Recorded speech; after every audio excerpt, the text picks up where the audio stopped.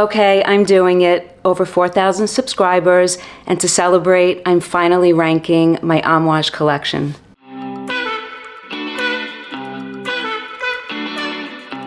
Hello guys, welcome back. I hope you're all doing great. So I'm finally doing it. I'm ranking the fragrances from one of my favorite perfume houses, the House of Amouage. I'm at over 4,000 subscribers thanks to you guys.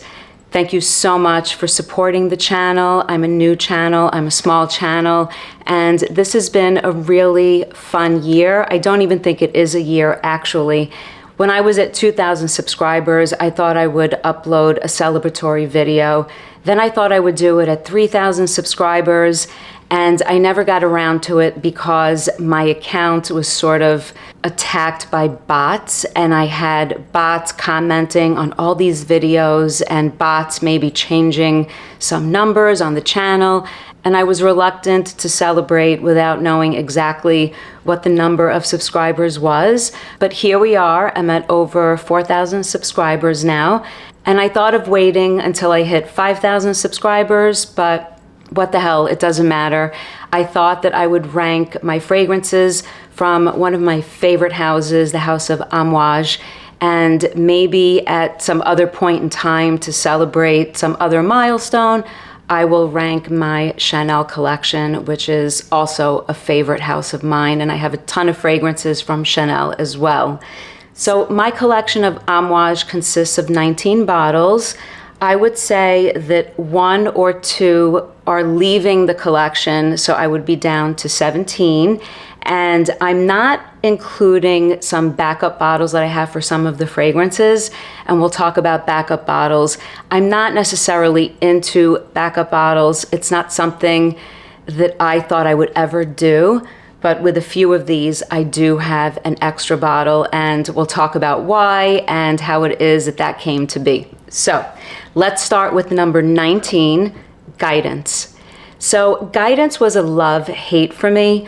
I remember in one of my earliest videos saying that there was something about Guidance that was putting me off and I was unsure. And I described that I was getting something a little off-putting that smelled like hairspray. So I have a feeling that after getting to know Guidance, after adding it to my collection, after purchasing 2 decants that I went through before I purchased the full bottle, I think I know what the problem was and what the problem is, because this fragrance is on its way out. So Guidance by Amouage is one of the later releases. It's the post-Chong-era. I won't get into that. I love the House of Amouage. I love the fragrances in my collection, especially, as you guys know from watching my videos, especially the older fragrances in the Chong-era, and there are so many that I wish that I could get my nose on or purchase a bottle at a price that's not ridiculous, such as Overture Woman and Figment Woman.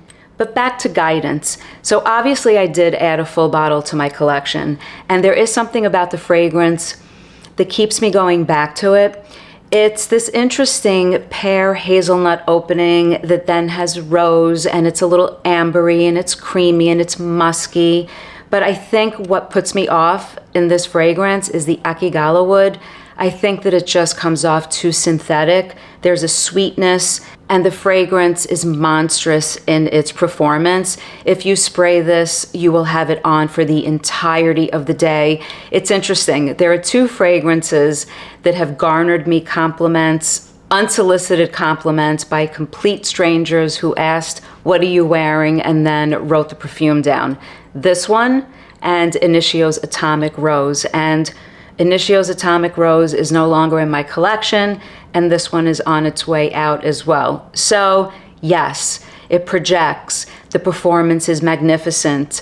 People will smell this on you, and there is something interesting about this that keeps me going back, but I think the akigala wood in here just comes off too synthetic, and I end up not wearing this. So at number 19 is Amouage Guidance.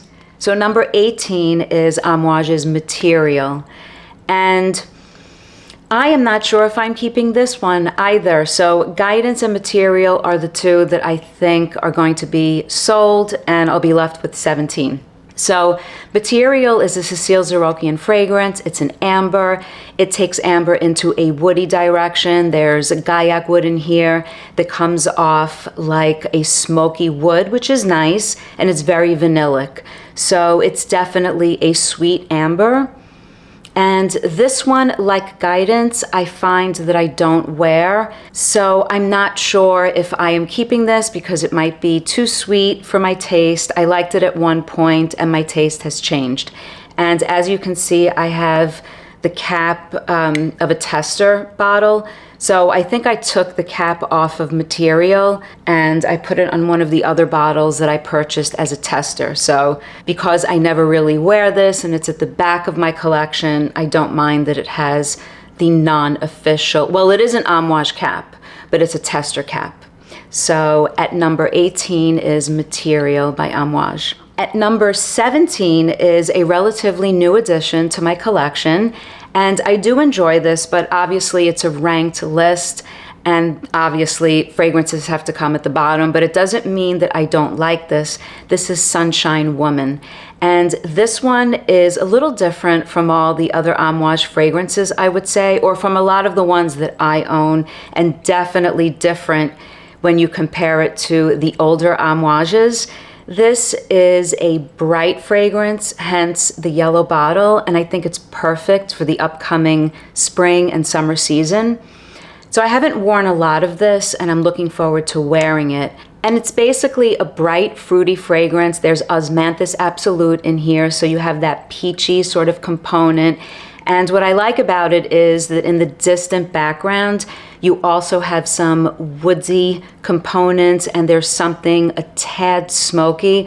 So that's why I love Amouage. They do such a great job of pairing even the lightest and brightest of notes with things that are sort of darker or incensey or smoky, and they do it in just the right balance so that a fragrance is not too floral, a fragrance is not too bright. So even though this is an osmanthus-based fragrance, I would say, and it's fruity, it never turns into a super bright, super sweet, fruity fragrance, like a lot of the fragrances that I feel have kind of flooded the market in the last 5 years. So this is Sunshine Woman, and I can't wait to wear more of this. I wore this only twice, and it's really a lovely fragrance, and I'm looking forward to using this more. So at number 17 is Sunshine Woman. And at number 16 is Honor Woman. This is also a recent addition to my collection. So this one I came across and wasn't really even looking for a bottle of this. Came across, it was a great price. And although it has the magnetic cap, it has the name Honor on the cap and not on the bottle. So I think this is the packaging that came after the non-magnetic caps and before the names were placed on the bottle. And Honor Woman is a white floral fragrance. It's talked about as a wedding fragrance on a lot of reviews and YouTube videos. It's a white floral fragrance, but in typical Amouage style, I feel like there's something that dirties the white florals just a little bit. And you have an incense running through the fragrance. You have some green touches. You have aromatic components as well. And behind this sort of incensey, slightly smoky aspect are these photorealistic white floral petals. And I almost feel like I can touch them. It's almost photorealistic. And I really enjoy this one. I don't get a chance to wear it, but I'd like to wear more of this one as well. Probably something I'm going to say about a lot of the bottles here. It's hard to get to everything, and I reach for the same ones, and they probably sit at the top of this ranked list. So at number 16 is Honor Woman. At number 15 is Myths Woman. Now this one is an interesting one. This is for the chypre lovers. It's green, green, mossy green, and more green. This is you walking through a forest with moss, and there's a dampness to the greenery around you, and there are florals in here. It's a very interesting fragrance, but you really have to like chypres. You really have to like the idea of something super green, because that's what this is all about. That is center stage in this fragrance, and I really enjoy it. I really like wearing this one, and I actually wore this quite often this past winter. So at number 15 is Myth's Woman. Okay, at number 14, I did get it after saying that I thought it was too sweet. I got a bottle of Portrayal Woman. This is Jasmine / Tobacco. And yes, I did say that this was too sweet. I did come across a bottle at a really great price. I do think it's a fun fragrance. This one, like Honor Woman, has the name Portrayal on the cap, even though the cap is magnetic. So it's before they put the name on the bottle. So I went for it. I thought maybe it's an older formulation, and it's a fun fragrance. It really is. And even though I did say in the video talking about Portrayal Woman that I wish there was more of the tobacco, I still stand by that. I wish that the tobacco was a little more prominent, and it almost comes off to my nose smelling a little bit ashy, like ashtray. I do think that this could be fun on summer nights, a fun fragrance to wear. I think in the heat, this might bloom. The jasmine and the smokiness might come out. So we'll see. We'll see. So at number 14 is Portrayal Woman. So at number 13 is Lyric Woman, Rose Fragrance. And even though this one opens up so beautifully, I hardly ever use this because of the dry down. I think it dries down into something completely different and a little bit masculine, which is why everyone and anyone who talks about this one and Lyric Man always mentions that the two were sort of switched on purpose or by mistake, with Lyric Man being more feminine and Lyric Woman being more masculine. So it opens up with this beautiful powdery rose that has a big green component that contrasts. But as this dries down, on my skin at least, even though I really enjoy the rose in here and the opening, and it's kind of musky as well, in the full dry down, I feel like I can't detect rose, and it just sort of dries down to something woodsy, and the rose is just hinted at in the dry down. And actually, it's not only in the dry down. I feel like I lose the rose after a few hours, sort of in the mid portion of the fragrance. So Lyric Woman does open up like a beautiful rose fragrance that I really enjoy, but only for a few hours, because then it dries down to something much less rose prominent and has a lot of woods and greenery with just a hint of rose. So I don't reach for this one as much. I own Lyric Man, and we'll get to that one, but at number 13 is Lyric Woman. So at number 12 is an interesting one. This is Overture Woman. So I think this one has the cap from the bottle of material, because this is not the color of the cap that comes on Overture Woman. I love this bottle. It's frosted glass. I think it's the only one with the frosted glass, and I love it. So Overture Woman is bold, it's complex, it's a really interesting fragrance, and I feel that it's not so versatile because of its complexity and how bold it is. It has an apple brandy note, and it's contrasted with leather, but the way the fragrance wears, it's just not a close to the skin subdued fragrance. So when I wear this, I'm concerned with who is around me. I'm concerned with overspraying, and I'm a little conservative with the sprays. But Overture Woman is an interesting one. If you like the idea of a boozy fragrance that's sort of like stewed apples, like an apple brandy, and contrasting that with a leathery sort of note in the fragrance, then this one is an interesting one. I like this one. I hardly ever wear it. It's completely full, actually. I think I wore this twice. So at number 12 is Overture Woman. So at number 11 is, I like this one. This is Figment Woman. And Figment Woman opens up as a white floral fragrance, a musky white floral fragrance. that has spices to it. I get the tuberose, I get the gardenia, even though there are other florals in here like jasmine. I think there's ylang ylang and orange blossom. And it opens up a little bit camphoraceous as well. And there's a Szechuan pepper note in here. And then it smooths out, and I feel like it turns into this really great white floral fragrance that has a berry-like note that's contrasting against the florals, and it's just really enjoyable. This one is really typical of the older Amouage fragrances in its complexity and the journey that it takes you on. And this has some spicy components and some green components. There's a lot going on. There's a note of cassia in here, which is connected to cinnamon, so that gives some spice. And like I said, there's a Szechuan pepper note in here as well, and all these white florals. And there's also something in the fragrance that smells berry-like that contrasts this melange of flowers. So I really enjoy this one.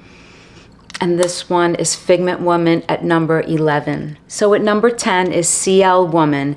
Now, if you guys saw my video, I did an unboxing of a vintage non-magnetic 50 ml bottle of CL Woman.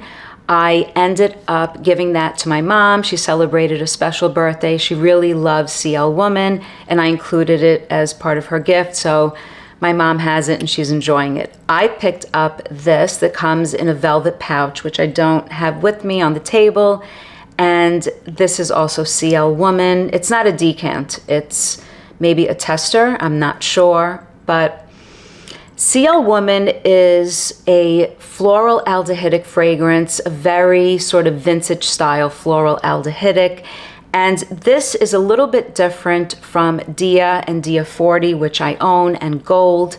It's a little different because I feel like it opens up sort of green. It has some green aspects to it, but it is aldehydic, it is floral. You have to like that sort of fragrance to appreciate this scent profile. And then it smooths out, and I feel like CL Woman doesn't have the complexity that Dia Woman has. It's less complex, but it's similar to Dia Woman and Gold Woman as well. So I enjoy CL Woman, which is why I picked this up after I gifted the other bottle to my mom. So at number 10 is CL Woman. And when this dries down, you have a little bit of that soapy, clean aspect in here, but maybe not as much as with Dia Woman. So that's CL Woman at number 10. At number 9 is Dia and Dia 40. I wasn't going to rank these separately. So here I have Dia, and this is a vintage, I'm calling it vintage. It's an older bottle. This one is a magnetic cap, but the name Dia is not on the bottle, it's on the cap. This one is Dia 40, which I think is a beautiful bottle. It's just beautiful. I thought Amouage Guidance was very pretty because of the peachy color, but this is just gorgeous. And this is Dia 40. And the new packaging of Dia is this copper bottle, and I have a 50 ml of this one. So I feel that this newer version, when comparing it to this older version, might be a little bit muskier. It could be my imagination. I'll test it out a little more. I don't want to start rumors, but I think that this one is creamier, and I think the gold packaging is a little bit muskier. So Dia and Dia 40, a bar of fine milled soap, aldehydic, floral, complex. The notes here are extensive. I think Dia 40 is a little creamier, while Dia is a little bit muskier and more aldehydic, and Dia 40 is denser. It is a higher oil concentration. They're both beautiful. They both smell like a bar of Caress soap to me, and I like that. Some people don't like that, don't enjoy it. I do. So at number 9 is Dia and Dia 40. So at number 8 is Gold Woman. I'm holding 2 here because I started out with the 50 ml and then came across a older, I guess, vintage version. This is a non-magnetic cap, and the name is not on the bottle. It is a tester, I guess, but it's one of the older versions of Gold. And I came across it and I picked it up because I did want to get a bigger size. This is just the 50 ml. And Gold Woman, although it's also an aldehydic floral fragrance, I feel like it's smoother than Dia. It's not as musky, it's not as aldehydic. Well, the regular Dia 40 is also not as musky. But I feel like Gold has a little bit more dimension, or maybe it's the dressier version when you compare it to Dia. It has a tiny bit of smokiness, it has some spices, and in the dry down, the myrrh comes out in here. So I really enjoy this. This is one of my favorite fragrances in this sort of floral aldehydic scent profiles. So at number 8 is Gold Woman. Okay, now it's getting interesting. At number 7, I love this one so much. This one is from the Opus collection, the library collection, and this is Opus I. And it comes with a little stand because the shape of it does stand on its own, but it could tip over. So I keep it on the little stand. And Opus I is a floral fragrance, but it's so much more than just a floral fragrance. I get tuberose, but there's also a creamy ylang ylang in here. There are spices. There's a prominent cardamom note in here. I get sweetness that almost comes off honey-like. I don't think there's a honey note in this fragrance, but it's just a beautiful, dense, opulent, sexy floral fragrance. It is true Amouage style, opulent. That's the word that I'm going to use, I think, for a lot of the fragrances going forward now as we get closer to number 1. But even though this has a lot of ylang ylang in it, I do get the tuberose in here. It's just gorgeous. As it develops, it gets more floral and there's green. I think it's considered a chypres fragrance. It's just so deep and complex. It's a favorite, even though it has the tag and it looks like I don't use this. I think I want a backup bottle of this one, and there is one that I'm already eyeing. So at number 7 is Opus I. Okay, at number 6 is Epic Woman. A lot of people love Epic Woman, men and women alike, totally unisex. Most of these are. So Epic Woman is a floral fragrance that's ambery, it's woodsy, there's incense running through it, but most of all, it's spiced.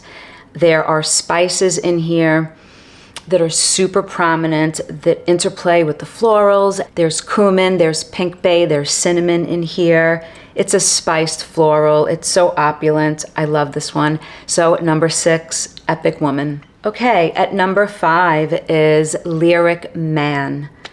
Love this rose fragrance. It is beautiful. I like it so much more than Lyric Woman. So Lyric Man, I would say, is a fresh rose fragrance. I can almost see the rose being a dark pink petal, almost velvet-like, and I feel like there is some freshness that contrasts, and I really should wear this more. It's so beautiful. I love this. And even though I would say that this is a fresh take on rose, it's actually a fragrance that I think is juxtaposed. You have the freshness, there's ginger in here, there's a freshness that comes along with the rose, but on the other side of the coin is also this incense, and you have something deep and spiced as well, but it doesn't come off too dark. I feel like overall it's sort of a fresher take on rose, and I really enjoy this one a lot more than Lyric Woman. So at number 5 is Lyric Man. Oh, at number 4, also a favorite from the library collection, Opus 9. This one is backup bottle worthy as well. I really love this one. This is a jasmine fragrance, a dirtied, sexy jasmine fragrance. There's gaiac wood, there's leather. I can smell the burnt wood. There's a note of civet in here. So the civet in here gives a little bit of an animalic aspect to the fragrance, but in my opinion, it's just the right amount without crossing the line for me. Some people, I think, describe it as being a little challenging. I love this. It's gorgeous. it is a beautiful, dirtied jasmine fragrance. It's great for evening. It's great for a night out. I sprayed it on my hand earlier.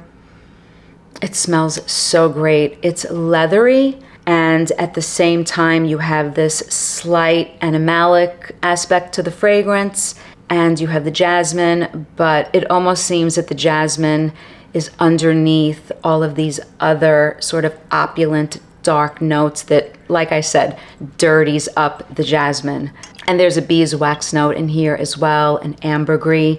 So it's just opulent. It's Amouage's Opulence. It's a fragrance that I always want to have in my collection, so maybe I need a backup bottle of this one. So at number 4 is Opus I. Okay, so we're down to the top 3. At number 3, I had a hard time at this point because Opus I could have easily been in the number 3 spot, so they're a little tied at this point. At number 3 is Imitation Woman, and I have a little Imitation Woman backup going on here, the 50 ml and the 100 ml. So Imitation Woman is this beautiful, intoxicating combination of florals. There is rose, jasmine, ylang ylang, and orange blossom in this fragrance, and it is contrasted with this black currant bud note, which can be tart, it can be a little sweet, it can also be a little bit animalic. So there's something interesting in here, like Amouage does with their fragrances. There's something interesting, opulent, deep. The notes contrast, the notes are balanced just so. This one is gorgeous for me. I know a lot of people, when I spoke about this, I saw so many different comments on that video, and some people just find this weird, and maybe the black currant bud note has an animalic tone that's off-putting, but I really love this. I really do. I love how it contrasts the florals, and there is an incense that runs through the fragrance. It's opulent, it's rich. I feel like this is the daytime version of Memoir Woman. For me, in my collection, that's how I view it. Imitation Woman is the day version of Memoir Woman. So, Imitation Woman is at number 3, and at number 2 is Memoir Woman. Now, a lot of people have said that this one is sort of misnamed because there's nothing necessarily woman about this, and that goes for a lot of the fragrances here. So this I know was loved by many men as well, as is my number 1 on this ranked list. And here I have a new bottle, and then I came across a vintage or an older version non-magnetic cap bottle. As you can see, Memoir is not on the bottle, it's on the cap, and this is non-magnetic. So I'll just use the newer one to sort of describe why this is number 2. So Memoir Woman is technically a chypre fragrance. So there's oak moss, but it's so much more. It is a deep, licorice-like with an anise note, floral fragrance that's dark, it's opulent, it's rich. It has an incense running through it. It is a sexy evening fragrance. It's full-bodied. It's just beautiful. And that licorice note has a sweetness, but black licorice or anise, the sweetness is not a candied, sugary, saccharine sweetness.